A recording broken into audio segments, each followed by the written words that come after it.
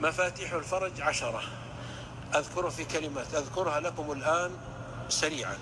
10 مفاتيح، 10 مفاتيح. سورة الفاتحة مفتاح، وفيها سر عجيب وغريب وعظيم. سورة الفاتحة 7 آيات، حتى إن الله عادلها بالقرآن كله: ولقد آتيناك 7 من المثاني والقرآن العظيم.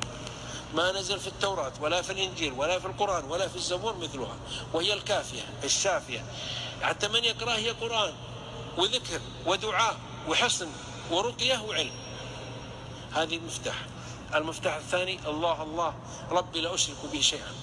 فقد ورد في السنن من حديث فاطمة الزهراء البتول أم الحسن والحسين رضي الله عنها وعليها السلام وأبنائها وزوجها، قال أخبرها صلى الله عليه وسلم أنها قال: قولي في الكرب: الله الله ربي لا أشرك به شيئا.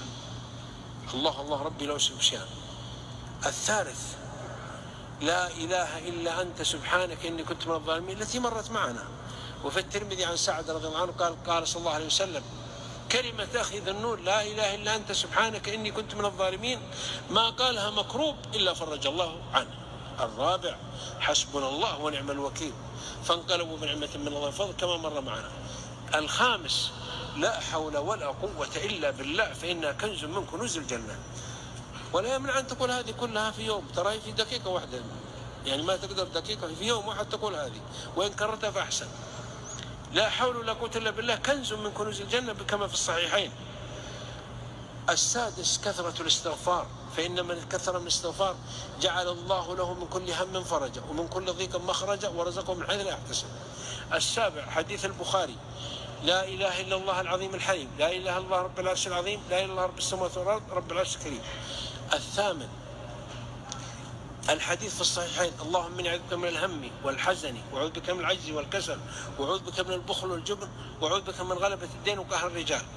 أما التاسع: فيا حي يا قيوم لا إله إلا أنت برحمتك أستغيث، كان يقولها صلى الله عليه وسلم، وهو من دعاء الاستغاثة وكشف الكرب.